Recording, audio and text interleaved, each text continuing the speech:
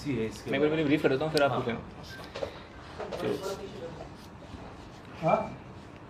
थाना CR park की team ने एक बहुत ही उम्दा काम करते हुए एसीपी सीआर पार्क के सुपरविजन में एसएचओ वंदना और ब्रेवो मनोज, इनकी जो टीम है उन्होंने एक बहुत ही अच्छा काम किया है। इनके पास एक इन्फॉर्मेशन आई थी कि सीबीएसई का जो जूनियर असिस्टेंट और सुपरिटेंडेंट का एग्ज़ाम हो रहा है बीते संडे को, उसके अंदर कुछ इम्पर्सोनेशन की इन्फॉर्मेशन आई थी।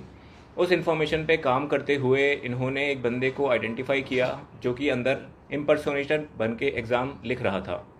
वो बंदा आइडेंटिफाई होता है, उसका नाम सचिन है, और उसको घेर लिया जाता है और उसको बाहर लेके आते हैं सेंटर से। बाहर सेंटर पे उसके ऊपर अभी ट्रैप लगाया हुआ है, एंड जब जो लोग उससे मिलने आते हैं जिसका वो एग्ज़ाम लिख रहा था नितिन, उसको एप्रीहेंड किया जाता है।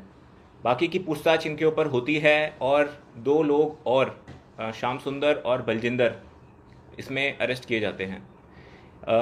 इस केस में अभी तक 4 लोग अरेस्ट हो चुके हैं टोटल। इनसे जीएसएम डिवाइसेस रिकवर हुए हैं, Bluetooth devices, year pieces, mobile phones, laptops और कार्स जो यूज़ हुई थी इनकी ट्रांसपोर्टेशन के लिए, वो भी रिकवर हुई है। तो ये जो पूरा एक नेटवर्क था सीबीएसई और दूसरे एग्ज़ाम्स के अंदर चीटिंग करके, इम्पर्सोनेट करके उस एग्ज़ाम को क्लियर करने का, वो सीआर पार्क थाने की टीम ने बहुत ही अच्छे तरीके से बस्ट किया है। और एक मैसेज भी दिया है कि जो जेन्युइन कैंडिडेट्स हैं, स्टूडेंट्स हैं, जो एग्ज़ाम में मेहनत करके पास होना चाहते हैं और क्लियर करना चाहते हैं, उनके साथ दिल्ली पुलिस खड़ी है और उनकी मदद के लिए है। और जो चीटिंग करके या फिर इलीगल मीन्स को यूज़ करके एग्ज़ाम को क्लियर करने की कोशिश करेंगे, उनके ऊपर सख्त से सख्त लीगल एक्शन लिया जाएगा। सर ये लोग कब से, क्या पहली बार ये एग्जाम देने की इस तरीके से गए थे चीटिंग के माध्यम से, कि पहले भी किया करते थे लोग? तो अभी की जो इन्वेस्टिगेशन हुई है उसके अंदर ये निकल के आ रहा है कि इनका पहले भी इस तरीके के एग्ज़ाम्स के अंदर इम्पर्सोनेशन का बैकग्राउंड है।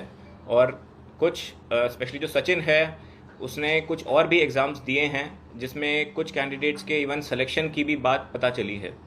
उस फैक्ट्स के ऊपर अभी इन्वेस्टिगेशन चालू है और जो कंसर्न डिपार्टमेंट्स हैं और जो एग्जामिनेशन एजेंसीज़ है उनके साथ संपर्क करके उनको इंटीमेट किया जा रहा है, जिससे कि जो कैंडिडेट सेलेक्ट हुए हैं उनके ऊपर लीगल एक्शन लिया जा सके।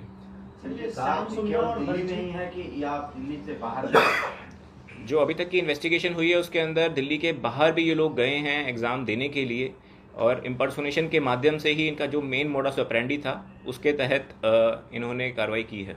सर क्या ये पैसे कितने लेते थे ये लोग? श्याम सुंदर और बलजीत का सर रोल क्या है इनका?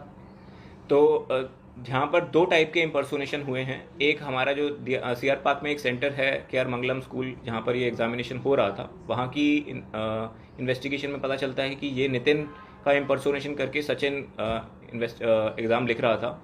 ऐसे ही बाद में पता चलता है कि ये लिंक हैं एक और सेंटर में जो इम्पर्सोनेशन हो रहा था दिल्ली के ही दूसरे सेंटर में, मयूर विहार के अंदर, जहाँ पर ये लोग इन्वॉल्व थे इम्पर्सोनेशन के अंदर। सर क्या कितने पैसे ये लोग लिया करते थे और क्या इनकी एजुकेशन क्या, उसके बारे में? अभी तक की जो इन्वेस्टिगेशन हुई है उसके अंदर हमें पता चला है कि नितिन से इन्होंने 15 लाख का सौदा किया था और आगे इन्होंने फिर सचिन को 12 लाख बताया था। जो सौदा करने वाला था वो श्याम सुंदर था, और सचिन जो था वो मेन इसके अंदर एक तरीके से किंगपिन है जो एग्ज़ाम लिखता है, और उसका ये पूरा गेम प्लान था। क्या प्रोफाइल है सर, कितनी एजुकेशन है इसकी सचिन की जिसकी बात करें? ये ग्रेजुएट है सचिन, और जो श्याम सुंदर और बलजिंदर हैं वो नगर निगम में परमानेंट एम्प्लॉयज़ हैं, ग्रुप सी ग्रुप डी की पोस्ट पर एम्प्लॉयड हैं। और नितिन जो है वो अभी जॉब ढूंढ रहा है, वो भी ग्रेजुएट है, पढ़ा लिखा है। कौन कौन से डिपार्टमेंट का एग्जाम या पार्टिकुलर कोई एक ही एग्जाम देते थे? अभी ये वाला जो एग्ज़ाम था ये सीबीएसई जो है अपना central board of secondary education, उसका सुपरिटेंडेंट और जूनियर असिस्टेंट के 2 एग्ज़ाम थे जो उस दिन हो रहे थे। उसमें ये इम्पर्सोनेशन करने की कोशिश कर रहे थे, जिसको सीआर पार्क की थाने की पुलिस ने बड़े ही अच्छा तरीके से नकार दिया है और उसको पकड़ लिया है। ये तरीका क्या अपनाते थे? ये लोग तरीका क्या अपनाते थे एक दूसरे को? तो ये एग्ज़ाम जो एग्जामिनेशन फॉर्म्स आते हैं उनको पहले भरते थे। जो बंदा ओरिजिनल होता है वही फॉर्म भरता था, जैसे नितिन के नाम पे फॉर्म भरे जाते हैं। फिर उससे मिलती जुलती शक्ल का कोई एक इंसान ढूंढा जाता है। वो जो बंदा होता है जिसको शक्ल को ढूंढते हैं वो ही एग्ज़ाम लिखने जाता है। और जो इम्पर्सोनेटर होता है ये थोड़ा सा पढ़ा लिखा है और उसने पहले भी इस तरीके की कार्रवाई करी होती है, तो उसको एक्सपीरियंस होता है किस तरीके से एग्ज़ाम को क्लियर करना है। इनका भी सक्सेस रेट अभी तक 100% नहीं है कि इन्होंने जो एग्ज़ाम लिखे हैं वो सारे के एग्ज़ाम क्लियर हुए, ऐसा नहीं है। बट कुछ एग्ज़ाम्स में इन्होंने सफलता पाई है जो कि गलत है और इलीगल है, जिसके ऊपर आगे की कार्रवाई की जाएगी। बाकियों के प्रोफाइल क्या है सर? सारे पढ़े लिखे या फिर पैसों का किस तरह से यूज़ करते थे ये लोग ये चीज़ें? ये पैसों के लालच का ही एक मेन रीज़न है इसका। और जैसा मैंने आपको बताया कि ये पढ़े लिखे हैं, ग्रेजुएट हैं, इसके अंदर कुछ तो सरकारी एम्प्लॉयज़ भी हैं, ग्रुप सी और ग्रुप डी एम्प्लॉयज़ हैं जो हरियाणा के अंदर नगर निगम के अंदर कार्यरत भी हैं। और ये कैसे ढूंढते थे उन लोगों को? जिनको ज़रूरत थी, कोई ऑनलाइन ट्राई करते थे या फिर किसी जानकार के थ्रू आते थे लोगों को? ये मेनली वर्ड ऑफ माउथ के थ्रू ही आपस में ढूंढते थे। तो जैसा पता चल पाया था कि नवंबर में इनकी मुलाकात हुई थी, किसी और एग्ज़ाम को लिखने के लिए उस टाइम आए थे, तब इनका आपस में संपर्क हुआ था और उसके बाद में बातचीत करते हुए उन्होंने ये प्लान बनाया। जनवरी के अंदर ये फॉर्म भरे थे इन्होंने इस एग्ज़ाम के, और उसके बाद ये पूरी कार्रवाई करते हुए इन्होंने आज अप्रैल में जब ये एग्ज़ाम था उस टाइम पे इम्पर्सोनेशन की कार्रवाई की कोशिश करी थी।